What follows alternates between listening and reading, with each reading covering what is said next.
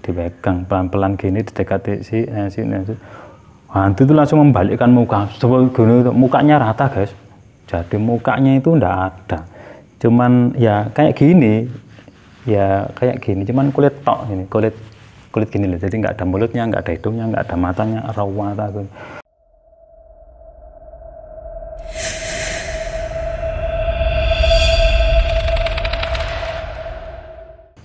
Ketemu lagi di channel Rasa Misteri, di mana setiap misteri membawa rasa tersendiri.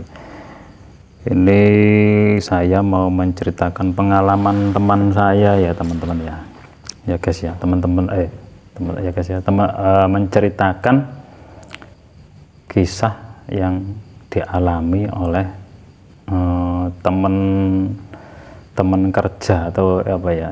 Betul, bukan teman kerja. Waktu itu kan saya kerja cleaning service di sebuah klinik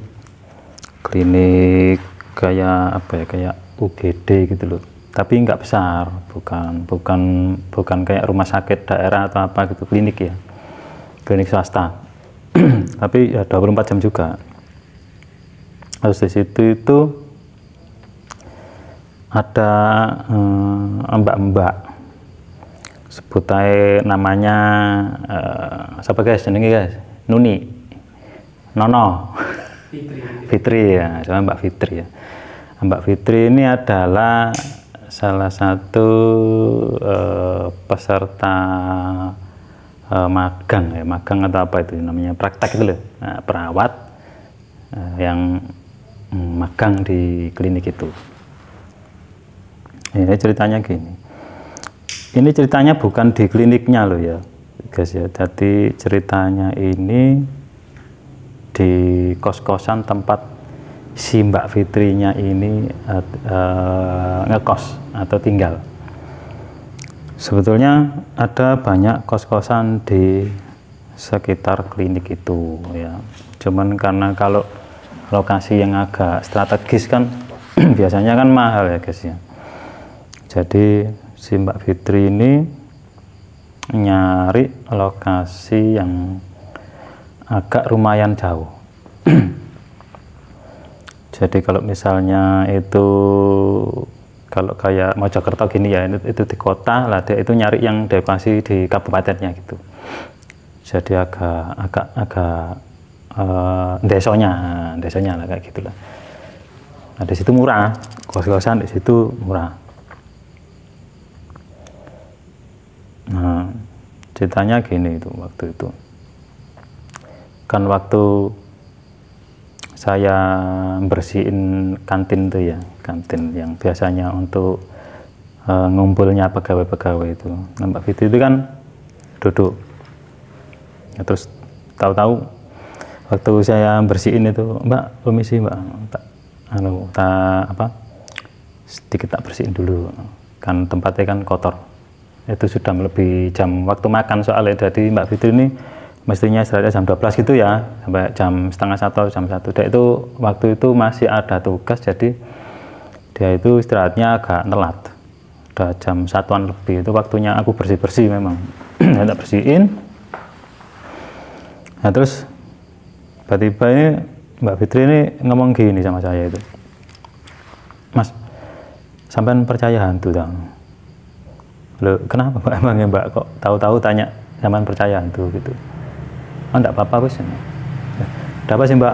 Enggak apa-apa. Nah, waktu itu saya wis, ya sudah, barangkali kalau mau cerita aja Mbak. Enggak wis Mas, enggak jadi. Itu pertama kali.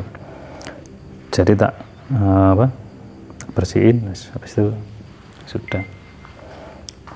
Tapi saya ini sering melihat keanehan gitu. Jadi Mbak Fitri ini yang tadinya itu ya nggak terlalu ceria sih, anaknya itu biasa aja ya mungkin bisa disebut kalau pendiam ya enggak juga sih ya, pokoknya biasa, bukan anak yang tergolong aktif atau ceria atau apa ya, kalau cara Jawanya itu blatar itu apa ya, supel ya guys ya supel ya, supel gitu, enggak ya biasa gitu. tiba-tiba kok jadi sering diam gitu loh. Terus kadang kalau makan itu sering udah selesai jam makan tuh dia masih duduk di situ, duduk di kantin itu. Jadi mesti ketemu saya, Mbak Fit udah masuk? Iya masih belum. Kenapa kok belum selesai? Oh enggak apa-apa kok Mas. Ada sampean diganggu sama hantu tak kok kemarin tanya gitu. Oh enggak kok Mas, enggak apa-apa. Terus tahu-tahu si Mbak Fitri itu bilang gini sama saya, masih ada waktu pas malam-malam waktu ulang kerja itu berangkat jam 4 kenapa main ke tempatku Mas Mas kenapa enggak apa-apa ada emang mau tak omongin tapi nggak enak ngomong di sini. Oh ya kapan? Terus tak tanya, ya masih soalnya kapan? Ya sembarang saya nanti ya bisa kalau mau sekalian tak antar pulang, mau tak antar. Ya wis nanti ya. Terus akhirnya tak antar pulang. Sampai di tempat kosnya itu kan ada ruang tamu nih, tempat nerima tamu itu kan misalnya kan itu kos cewek ya, kos putri gitu. Jadi ada 2 lantai, 3 guys ya, lantai 1, lantai 2, yang 3 itu jemuran. Nah, itu ada di lantai bawah yang agak ke depan gitu. Jadi ada ruang khusus yang dikhususkan untuk menerima tamu. Kalau tamunya nggak boleh masuk ke dalam, guys. Jadi ya diterima di depan itu. Sebentar ya Mas, tunggu sini. Mbak gitu masuk. Iya Mbak, tak tunggu aku tak ganti dulu ya. Bedanya itu ganti baju, terus habis itu ke tempat saya lagi bawa minuman kayak apa,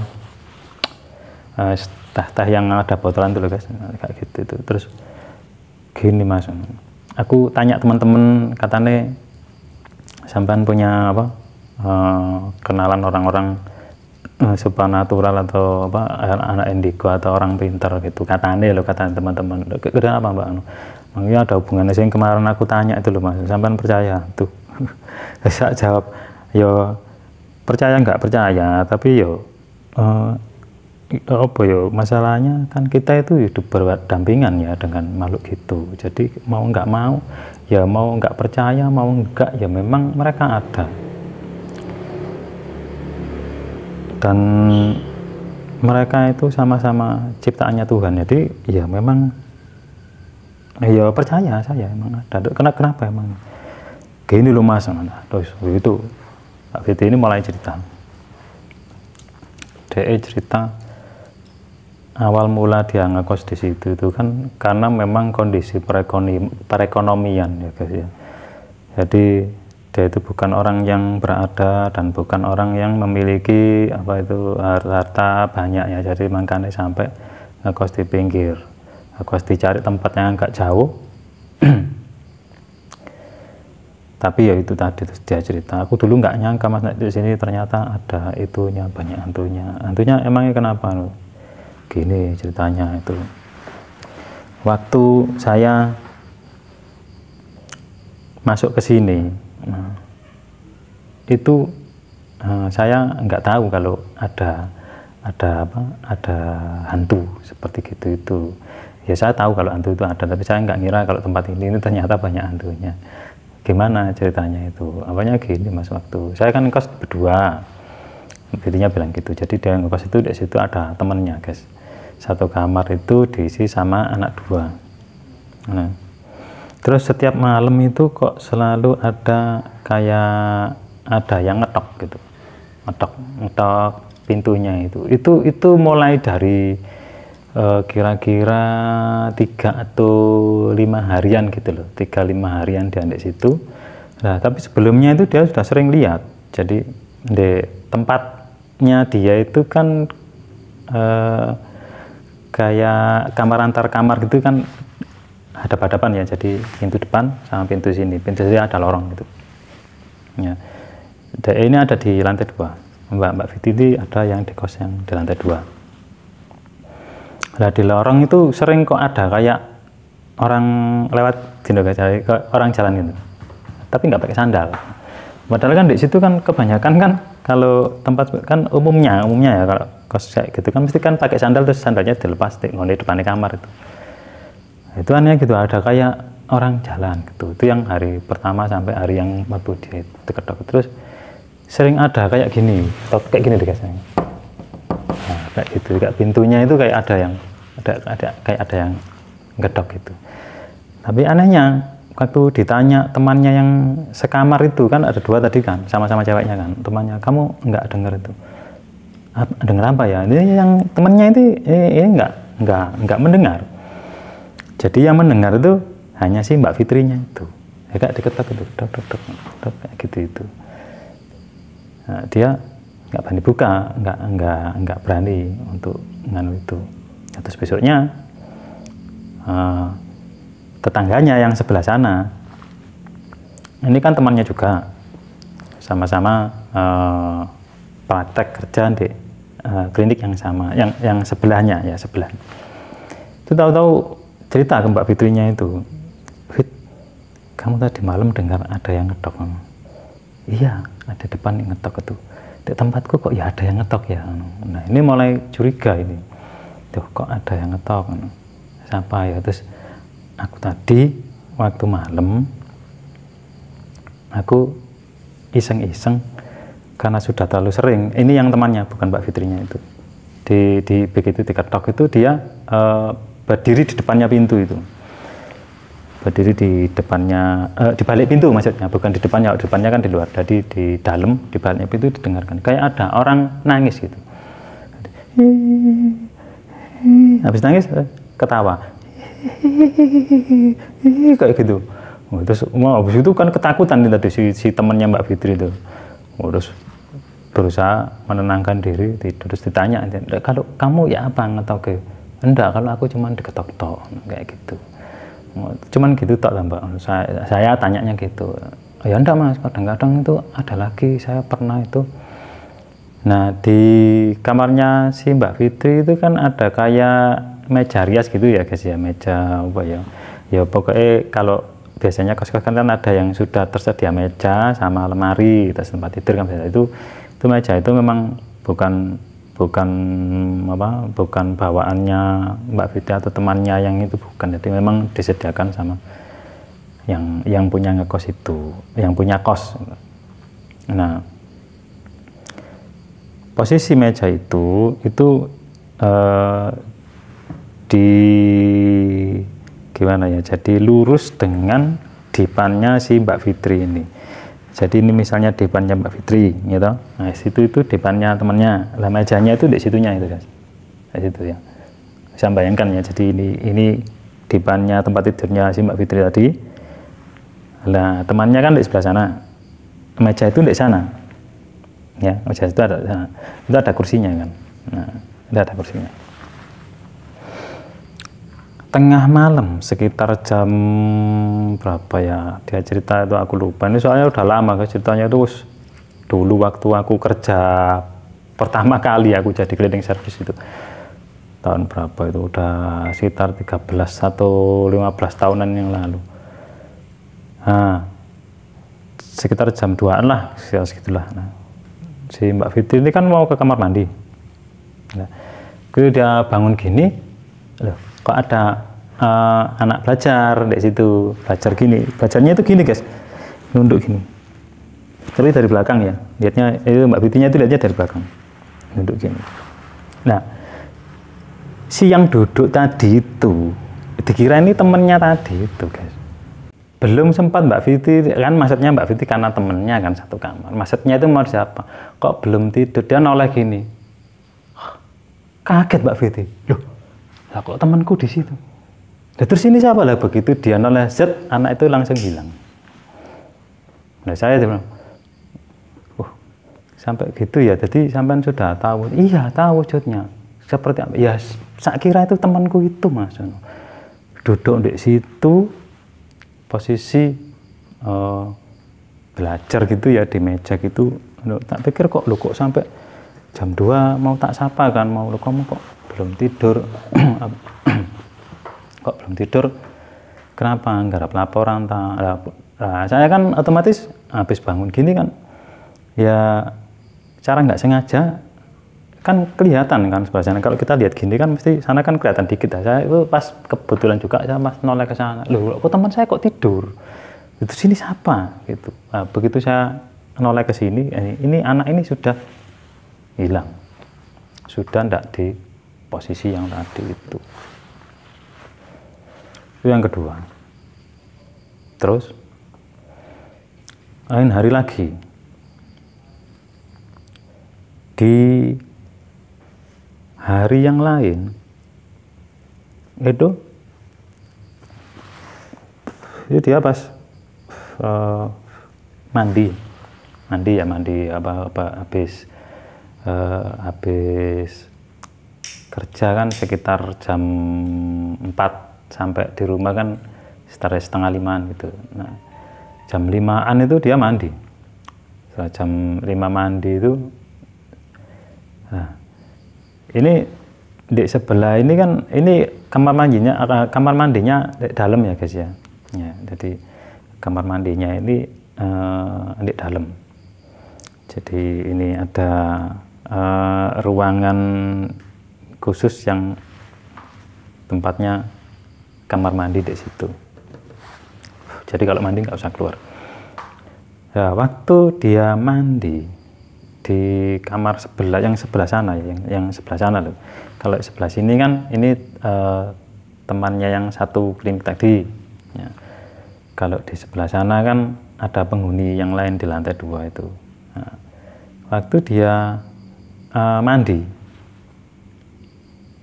itu sebelah itu juga kayak ada orang yang mandi. Ini kejadiannya waktu mau maghrib, waktu surup ya guys. Jadi ya sama, jadi dia mandi, sana juga mandi gitu. Dia keramas gitu, nyalakan air, sana juga sama-sama nyalakan air gitu. Saya dipikir oh ya paling orang sebelah kali ya sama-sama mandinya gitu. Nah, terus selesai keluar, terus dia mau turun ke bawah, mau beli makanan. Ya, ketemu sama si temannya yang kamar sebelahan tadi. Nah, jalan, Fit mau kemana? Mau ke warung. Terus jalan sambil jalan, ya kan lewati si kamar yang sebelah tadi ini, yang di sini ini. Terus Fit ini tanya, ini sebelah ini ada orang gitu? Enggak ada, itu orangnya pulang. Kaget Mbak Fit, loh masa? Loh kenapa Fit? Tadi barusan ada orang mandi di situ. Kamu jangan ngaco loh Fit itu. Itu orang itu sudah pulang sejak tadi siang, katanya ada susulan. Ada saudaranya yang sakit atau apa gitu disuruh pulang. Loh, kok bisa ada yang mandi? Loh, sungguh tadi waktu aku mandi, nah, di situ itu juga ada orang yang mandi di sebelah itu. Gitu katanya si Mbak Fitrinya itu begitu. Nah, terus gimana Mbak maksudnya cerita itu? Ya maksud saya gini Mas, kalau barangkali ada temen atau siapa yang bisa bantu untuk apa, biar dia nggak diganggu gitu. Ya, terus saya cuman ngasih tahu ya ada Mbak teman saya, kalau memang mau ditemui ya enggak apa-apa, sudah sepuh orangnya. Nanti kapan kira-kira Mbak Fitri mau dianterin? Ya kapan aja Mas, kalau memang apa ada apa waktu senggang tolong saya diantar ya. Kemudian terus saya bilang ya nanti tak bikinkan janji dulu gitu. Jadi tak hubungi temanku itu bisanya kapan. Belum sempat nemui si apa teman saya yang ahli spiritual itu, istilahnya orang ngerti lah, orang pintar itu ya. Si Mbak Fitrinya itu 2 hari setelah saya datang, tadi udah selesai kan, udah jadi itu, terus aku bilang tak bikinkan janji dulu, terus aku pamitan pulang. Nah, terus karena udah malam kan juga kan, saya juga harus pulang, nanti saya dicari kan, orang rumah kan juga kalau pulang malam-malam kan ya nggak enak, waktunya pulang jam pulang. Udah gitulah, terus belum sempat saya mempertemukan antara Mbak Fitri dengan itu. Ini dua hari setelah saya datang ke kos-kosannya itu. Waktu makan siang itu saya dicari sama Mbak Fitri. Si Mas Klining mana? Terus dibilangi anak-anak, kalau cari Mbak Fitri kan. Saya waktu itu sudah langsung mikir, wah anak kejadian apa ini kan. Kita langsung, Mas, tolong Mas nanti kalau jam siang temui saya ya waktu makanan. Oh ya Mbak, tak temui. Nah, itu dia cerita lagi. Katanya dia, yang cewek yang tadi itu yang muncul ketika ada di meja tadi ya, di meja apa tadi, di meja belajar tadi itu nemuin dia lagi. Tapi kali ini kejadiannya lain. Waktu itu kejadiannya si Mbak Fitri ini, katanya Mbak Fitri loh, jadi saya itu menceritakan apa yang dialami sama si Mbak Fitri tadi itu. Jadi gini, waktu itu temennya itu nggak ada di situ. Nah ini temennya nggak ada di situ. Tadi kan temennya ada di situ. Nah, terus kemudian waktu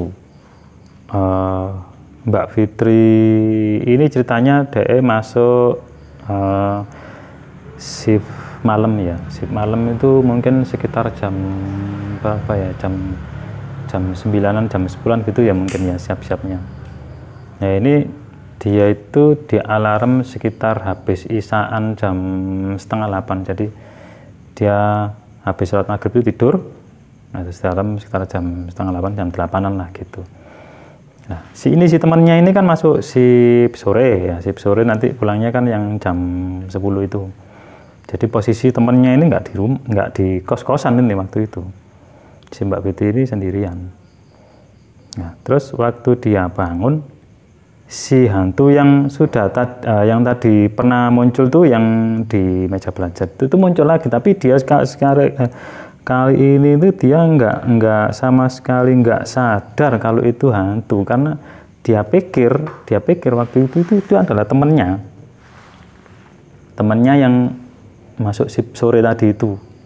Nah, tapi kan mestinya kalau shift sore itu kan jam 10 lah, itu kan masih jam 8. Tapi dia nggak punya pemikiran kalau itu sebetulnya bukan temannya, itu dia nggak punya pemikiran. Begitu bangun terus dia bilang, ya, sebut aja namanya si Nancy lah, katakanlah kita Fitri sama temannya Nancy. Loh, si kok udah pulang? Kan kamu si sore gitu, katanya si Mbak Fitri tanya itu. Diem aja itu. Loh, si kamu kok udah pulang kok diem aja, kenapa? Kamu nggarap laporan gitu. Terus dia mulai sadar, loh jangan-jangan ini hantu yang kemarin itu. Wah, dia mulai gemeteran. Ya yang lebih menyeramkan lagi, hantu ini nggak hilang-hilang guys. Jadi dia tetap duduk di situ dalam posisi ngerunduk, ya nggak nulis, ya nggak ngapain, dia cuman gini loh. Ini kayak bak pulpen, tapi dia nggak nulis, kan kelihatan gini gerak. Itu nggak, ya cuman diem gitu. Si Mbak Fitri mulai sadar dia kalau sebetulnya itu pasti bukan temannya, karena dia sadar betul waktu itu si temennya Nancy ini kan shift sore. Kalau shift sore kan pulangnya kan harusnya kan ya sekitar jam 10-an lah, jam 9 dan 10-an. Itu kan masih belum jam itu. Ini dia bangun mau siap-siap mau berangkat untuk shift malam, rencananya kan seperti itu. Sudah dia mulai dipegang pelan-pelan gini, didekati si Nancy. Hantu itu langsung membalikkan muka, mukanya rata guys. Jadi mukanya itu ndak ada, cuman ya kayak gini, cuman kulit tok ini, kulit gini loh. Jadi nggak ada mulutnya, nggak ada hidungnya, nggak ada matanya, raw mata gitu. Ini tangannya sih Mbak itu dipegang gini, Dewi sampai ngowajar gini, ketakutan. Nah, tahu-tahu ini yang tadinya nggak ada mulutnya terbuka lebar gini, gini. Jadi senyumnya itu sampai ke sini. Ketakutan dia. Dia akhirnya jatuh pingsan. Nah, sampai kemudian terus sadarnya itu sekitar mungkin setengah jam atau 1 jaman gitu. Pokoknya dia nggak sampai telat. Begitu bangun, nanti itu sudah nggak ada di situ. Terus dia siap-siap terus berangkat untuk shift malam. Nah itu nggak diceritakan sama si Nancy ini. Takutnya apa, kalau dia ceritakan nanti ini si Nancy-nya itu nanti takutnya malah ikut ketakutan seperti gitu. Nah terus ya itu terus diceritakan ke saya itu. Oh jadi sekarang jadi tahu Mbak ya kalau hantu itu ternyata memang sering nampak di situ. Iya, kalau bisa jangan lama-lama Mas, tolong segera saya kalau malam ini bisa ndak, mintanya si Mbak Fitri itu seperti itu. Ya udahlah, nanti kalau memang mendesak gini ya nanti tak usahain kita tak anterin ke temanku itu. Nah kita udah janjian gitu. Terus ternyata guys ya, setelah janjian gitu, nah, waktu tiba untuk menemui si temanku tadi itu yang orang pintar tuh, agak jemput, tak kontak, Mbak Fitrinya sudah bilang gini, Mas mohon maaf Mas, aku sudah nggak berani Mas, aku pulang ke kampung. Jadi dia itu rumahnya kalau nggak salah Pemalang atau Jogja gitu loh. Jadi belum sempat aku bawa situ, si Mbak Fitrinya itu udah langsung pulang ke desanya. Nah, jadi situ terus aku mulai penasaran guys, tak datangi tempat kos-kosnya, terus aku tanya-tanya di sekitar orang-orang situ itu. Ya ternyata memang itu sebetulnya bukan kejadian baru. Dulu memang sering orang yang kos di situ itu mengalami kejadian-kejadian mistis. Jadi Mbak Fitri ini bukan orang pertama yang mengalami seperti itu. Dan katanya berita yang beredar di situ itu kalau dia ditemui itu dia itu disukai atau disenangi gitu loh. Jadi hantu itu tuh senang sama si Mbak Fitrinya itu, dan dia itu sebetulnya bukan niat untuk mau menakut-nakuti sebetulnya. Karena dia senang itu, dia itu kayak pengen berteman gitu loh. Maksudnya itu gitu, katanya orang-orang sekitar situ. Jadi rumor itu ternyata sudah luas, orang-orang situ itu sudah tahu semua. Itu memang itu Mas, teman kosan itu memang dari dulu gitu. Memang. Hantunya apa? Oh enggak Mas, dulu itu malah ada kayak hantu kuntilanak merah itu katanya. Dulu ada anak berani. Aduh, ini anaknya memang anak cewek tapi pemberani gitu. Nah, terus waktu ada yang notok tadi itu, notok itu, karena anaknya pemberani itu enggak kayak si Mbak Fitri. Mbak Fitri kan takut, terus sebelahnya itu kan cuma didengerin gitu. Wah itu begitu dodok itu langsung dibuka. Itu wujudnya nyata itu guys. Jadi kuntilanak itu ada di depan pintu. Jadi yang menangis, yang tersenyum itu ya kuntilanak tadi itu yang ada atau menghuni di kos-kosan itu. Tapi karena si anak ini pemberani, nah terus kemudian ditanya, kamu mau ngapa di sini? Aku mau berteman. Pokoknya istilahnya mereka mengadakan pembicaraan batin ya. Biasanya kalau ngomong-ngomong sama seperti gitu kan nggak ngomong langsung gitu. Jadi intinya setelah sama cewek pemberani itu ditanya, kenapa maksudnya gini, kok nampil gini, ada gini apa maksudnya apa. Ternyata memang hantu di situ itu kalau sudah cocok sama penghuninya itu mereka kepinginnya itu berteman. Nah, termasuk hantu yang ada di situ itu. Jadi itu ada yang hantu di tempat belajar itu ya, terus ada hantu kuntilanak itu, terus konon lagi ada ceritanya ada hantu yang menghuni lantai atas, lantai atas yang tempat jemuran dulu itu juga ada hantunya cewek juga. Jadi cewek itu modelnya itu kayak pembantu gitu. Ini yang cerita juga yang cewek yang pemberani itu tadi itu. Jadi waktu ke atas nyuci kan, nah habis nyuci ada jemur pakaian. Jemur tuh di sana kan ada jemurannya kan banyak, nggak cuma jemuran. Di sana tuh ada orang berdiri, ya kelihatan tangannya gini-gini. Nah, tapi terus si mbak yang pemberani ini siang loh ya, kejadiannya ini siang hari bolong di siang hari ini, bukan malam. Kalau malam kan wajar ya, penampakan hantu malam kan wajar. Ini siang ini. Jadi waktu siang kok ada yang sama-sama jemur bajunya tapi agak sana agak jadi ini tempat jemuran itu yang di sebelah agak pagar, jadi dekat sama pagar itu juga ada orang yang jemur tapi gak kelihatan, ketutupan sama baju-baju itu. Ngajak pemberani itu terus dilihat sama itu, siapa itu, disapa kok diem aja, dideketin sama dia, dideketin loh kok ibu-ibu pakai kebaya gini, loh ibu dari mana, loh ini kan kekosan